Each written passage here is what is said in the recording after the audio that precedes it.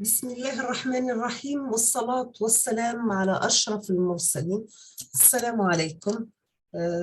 بونجور تو الموند. في لا فيديو هذه إن شاء الله دائما مع سلسلة لي فيديو اللي نبروبوزيهم بور لي جون اللي راح يعقبوا كونكور دو دكتوراه. اليوم إن شاء الله راح نبارطاجي معكم كيف دائما مع جامعة هواري بومدين للعلوم والتكنولوجيا، Université des sciences et technologies Houari Boumediene, Faculté de l'électronique et de l'informatique, concours d'accès au doctorat 3e cycle LMD, télécommunication et traitement de l'information. L'épreuve d'Alioum, Inch'Allah, c'est bien le traitement de signal. L'épreuve de traitement de signal, la partie numéro 1, les faits, l'analyse et filtrage des signaux numériques. Donc, c'est analyse et filtrage des signaux numériques. Donc, soit Z de T, un signal défini par Z de T qui est égal à moins A, c'était compris entre moins delta T et 0, égal à 0 pour T égal à 0, ou bien c'est la valeur absolue de T, soit supérieure ou égale à delta T. Il prend une troisième valeur qui est égale à plus A, c'était compris entre 0 et delta T. La première question, c'est bien tracer le signal Z de T et calculer sa fonction d'autocorrélation pour taux égal plus ou moins delta T. La fonction d'autocorrélation, on a un signal avec lui-même, c'est-à-dire Z de T avec Z de T. On a l'intercorrélation de signaux différents, c'est-à-dire entre, par exemple, X de T et Y de T. Donc, on vous demande de tracer le signal Z de T et calculer sa fonction d'autocorrélation pour taux égal à plus ou moins delta T. Deuxième partie, on considère un système dont l'entrée X de T et la sortie Y de T sont liées par la relation suivante. Vous avez Y de T égale l'intégrale de T plus A jusqu'à T plus B de X de taux, D taux, moins l'intégrale de T moins B jusqu'à T moins A de X de taux, D taux. Nous avons A compris entre 0 et B, donc B supérieur à A supérieur à 0. Donc, montrer que l'opération Léon X de T et Y de T, c'est une opération de filtrage linéaire et invariant. Donc, on considère un système dont l'entrée X de T et la sortie Y de T sont liées par la relation suivante. Y de T égale à l'intégrale de T plus B jusqu'à T plus A jusqu'à T plus B de X de taux D taux, moins l'intégrale de T moins B jusqu'à T moins A de X de taux D taux, a compris entre 0 et B. Montrer que l'opération liant X de T et Y de T, c'est une opération de filtrage linéaire et invariant. Deuxième question, déterminer la réponse impulsionnelle H de T. Troisième question, déterminer la fonction de transfert H de F, c'est-à-dire H de T, le domaine fréquentiel, c'est-à-dire vous calculez la transformée de Fourier de H de T liée à H de F.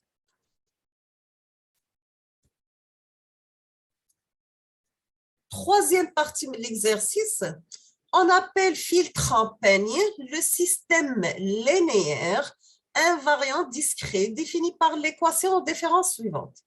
Nous avons y de n qui est égal à x de n moins x de n moins grand n, avec grand n supérieur à 1. Premièrement, donnez la région de convergence de ce filtre. Donnez la région de convergence de ce filtre. Deuxièmement, donnez l'expression de la réponse impulsionnelle du système. Donner l'expression de la réponse impulsionnelle du système, en déduire si le système est un filtre à réponse impulsionnelle finie ou bien un filtre à réponse impulsionnelle infinie. Est-ce que c'est un filtre RIF ou bien RII? Troisièmement, étudier la stabilité, l'invariance et la causalité du système. Étudier la stabilité, l'invariance et la causalité du système. Quatrième question, c'est bien donner le tracé des pôles et des zéros de ce système. Donner le tracé des pôles et des zéros de ce système. C'est-à-dire, vous faites le passage le domaine تكبوهم ل P ولا domaine Z وتحطوا تخرجوا les pôles et les zéros. Bien sûr, les pôles et les zéros, يعرفوا كيف تخرجوهم. Les pôles, toujours نحطوا dénominateur égal à 0 ويخرجوا. Les zéros نخرجوا من numérateur. Deuxième partie du sujet, c'est bien pour les process aléatoires.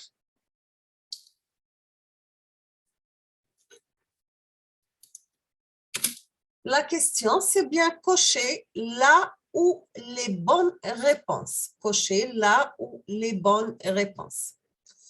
Vous avez la question numéro 1. La covariance d'une variable aléatoire, c'est le moment d'ordre 1, ou bien c'est le moment d'ordre 2, le moment centré d'ordre 1, ou bien le moment centré d'ordre 2. La covariance, est-ce que c'est le moment d'ordre 1, le moment d'ordre 2, est-ce que c'est un moment centré d'ordre 1 ou bien un moment centré d'ordre 2? Deuxième question. Vous avez que la moyenne d'une variable uniforme sur un intervalle AB est égale à. Donc, vous avez 4 propositions et justifiez votre choix, bien sûr. Est-ce que la moyenne d'une variable uniforme sur un intervalle A et B est égale A plus B sur 2, ou bien B moins A sur 2, ou bien B moins A élevé au carré sur 4, ou bien B plus A élevé au carré sur 4. Donc, toujours la moyenne d'une variable, c'est la somme des deux divisé par 2. Donc, normalement, la bonne réponse, c'est la partie numéro 1. Troisième question. Vous avez que la densité spectrale de puissance DSP d'un process aléatoire, est-ce que c'est la répartition de sa puissance sur le domaine temporel? Est-ce que c'est la répartition de sa moyenne sur le domaine fréquentiel? Est-ce que c'est la répartition de sa puissance moyenne dans l'espace fréquentiel? Est-ce que c'est la transformée de Fourier de sa fonction de corrélation? Donc, est-ce que la densité spectrale d'un process aléatoire, c'est la répartition de sa puissance sur le domaine temporel ou bien la répartition de sa moyenne sur le domaine fréquentiel, la répartition de sa puissance moyenne dans l'espace fréquentiel, la transformée de Fourier de sa fonction de corrélation? Deuxième partie, on considère une observation indépendante. On considère une observation indépendante. Y1 jusqu'à Yn d'une variable aléatoire dont la fonction de densité de probabilité elle est donnée par la formule suivante. La densité de probabilité, fonction de densité de probabilité PY égale 2 sur Y au carré, lorsque Y compris entre 1 et 2, 0 ailleurs. On propose un estimateur de la moyenne tel que M chapeau égale Y1 plus Y2 sur 2. On demande de calculer le B, le variance de cet estimateur. On propose un estimateur de la moyenne tel que M chapeau égale Y1 plus Y2 sur 2. On demande de calculer le B et la variance de cet estimateur. La question numéro C. Le process Y de n qui est égal à X de n plus alpha xn moins 1 plus B de n, c'est une observation bruitée du signal X de n où B de n, c'est un bruit blanc centré de variance sigma carré.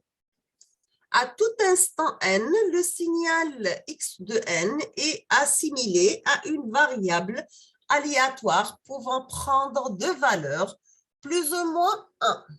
Avec la même probabilité. On suppose que X de n est indépendant de B de n et que X de n et X de G sont indépendantes pour n différent de G. Première question. À un instant n, montrez que la moyenne et l'autocovariance de X sont telles que mu de X égale à 0 et sigma X carré égale à 1. Deuxième question, c'est calculer l'autocorrélation de Y en fonction de l'autocorrélation du signal X.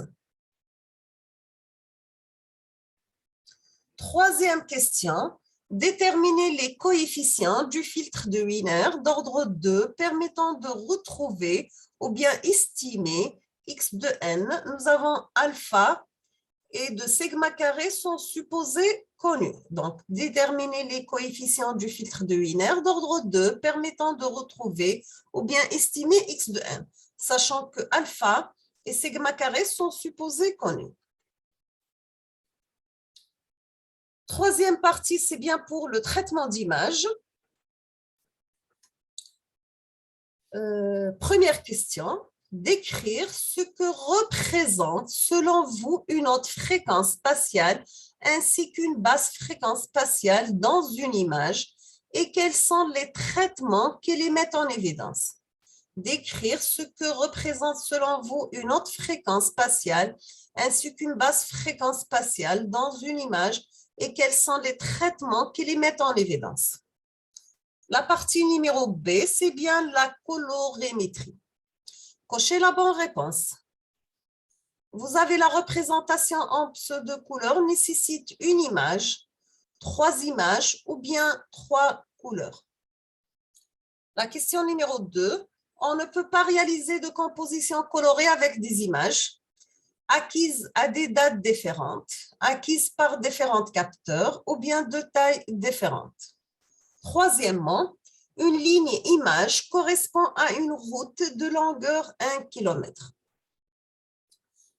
La troisième question, la partie numéro 1, son acquisition nécessite-t-elle une étape d'échantillonnage si le capteur utilisé de formé de barrettes CCD? Justifiez votre réponse. Deuxième question, c'est quel est le nombre de pixels et quelle est la résolution spatiale? C'est le nombre de détecteurs par barrette et de 100 éléments. Donc, quel est le nombre de pixels et quelle est leur résolution spatiale? C'est le nombre de détecteurs par barrette et de 100 éléments. Même question, c'est le nombre et de 1000 éléments. La partie numéro C, nous avons la configuration des tables de transfert dans un système d'affichage en RGB, c'est red, green et bleu, rouge, vert et bleu, et la suivante. Lutte R de IE égale lutte rouge égale lutte green, vert égale lutte bleu, ou IS c'est lutte IE.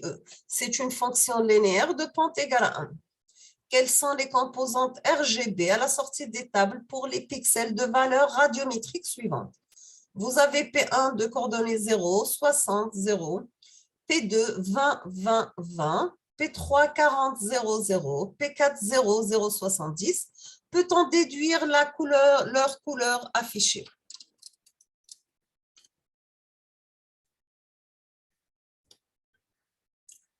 La question numéro D ou la partie numéro D, soit l'imagette représentée par la matrice ci-dessous dont les pixels sont codés sur 3 bits. Donc, vous avez la composante rouge, vert et bleu. Donc, la matrice, c'est une matrice qui a la première ligne, il fait un 1, 3, 2, 3, 1. Deuxième ligne, 7, 4, 5, 4, 7. Troisième ligne, 1, 6, 2, 6, 1. Quatrième ligne, 4, 7, 4, 5, 4, 7. Dernière ligne, c'est 1, 3, 2, 3, 1. Donnez les tables de transfert permettant la visualisation de cette imagette en fausse couleur. L'intensité 1 en rouge, l'intensité 2 et 4 en vert, l'intensité 3 et 6 en bleu, l'intensité 5 et 7 en blanc. Donc, on termine avec la question numéro E, la partie numéro E. L'intervalle de variation du niveau degré d'une image est donné par IE. XY appartient à un intervalle qui a une valeur minimale 10 et une valeur maximale 80. On améliore le contraste d'une partie de l'image par un étalement linéaire de ces niveaux degrés dont la fonction utilisée est donnée séquente. Donc, on vous demande, la question numéro 1, donnez l'expression de cette fonction de transfert. Deuxièmement, c'est la valeur radiométrique d'un pixel de l'image IEXY égale à 30, que devient cette valeur dans l'image ISXY transformée? Troisième question, même question, mais cette fois-ci pour IEXY égale à 70. Donc, nous sommes à la fin de la vidéo pour cette épreuve spécialité communication numérique في الموديول traitement de signal et traitement d'image. في الآخر نقول لكم أستودعكم الله الذي لا تضيع ودائعه et à la prochaine vidéo إن شاء الله. Merci beaucoup pour votre attention.